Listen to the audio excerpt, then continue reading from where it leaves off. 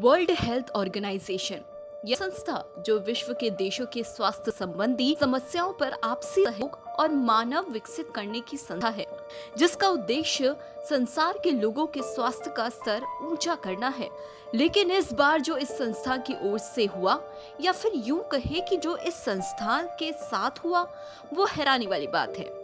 जैसा कि हम सबको पता है कि विश्व स्वास्थ्य संगठन ने मार्च में कोरोना को महामारी घोषित किया था, जो नवंबर 2019 से फैलनी शुरू हुई थी। लेकिन ऐसा क्यों किया? दरअसल दावा किया जा रहा है कि चीन के दबाव में आकर WHO की ओर से देरी से इस बीमारी को महामारी घोषित किया। वहीं इसके अलावा ये भी कहा जा रहा है कि टेड्रोस अधैनोम, जो कि इस संस्था की डायरेक्टर जनरल है, वो भी कहीं न कहीं निजी तौर पर चीन के पक्ष में हमेशा से रही हैं, जिसका खामियाजा इस बार WHO को भुगतना पड़ा। वैसे तो इस महामारी को फैलाने का ठीकरा चीन पर फोड़ा गया है। साथ ही विश्व भर के कई देशों ने चीन में वायरस को लेकर छानबीन करने की भी गुहार लगाई, जिसके बाद चीन ने इसका विरोध किया और छानबीन करने से साफ इनकार कर दिया। चीन की इस हरकत से अमेरिका में काफी गुस्सा देखा जा रहा है और कोल्ड वॉर की स्थिति पैदा हो रही है, जिसके बाद अमेरिका ने अब WHO से पूरी तरह से नाता तोड़ दिया है। इसका मतलब ये है कि अमेरिका की ओर से अब किसी तरह की फंडिंग नहीं होगी। इससे पहले भी अमेरिका ने ये कदम कुछ दिनों के लिए उठाया था।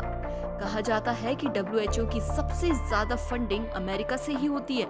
इसी के साथ विश्व स्वास्थ्य संगठन से अन्य देश भी नाराज हैं।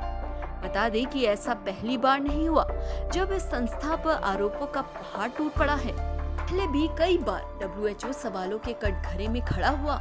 ये समय था 1960-1970 का, जब युगांडा में बच्चों के खून के नमूने दिन में 3 बार लिए जा रहे थे।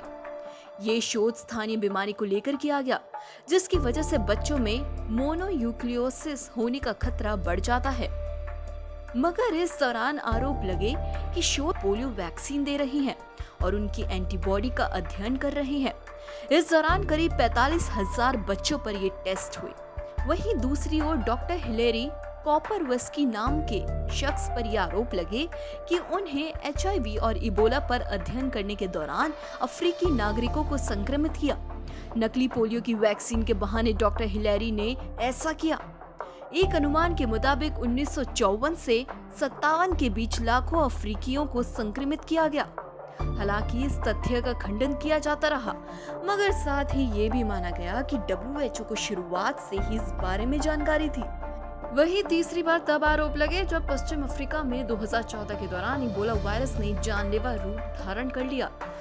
इस दौरान WHO के सहायक संगठन international agency for research on cancer पर गलत ढंग से शोध करने के आरोप लगे।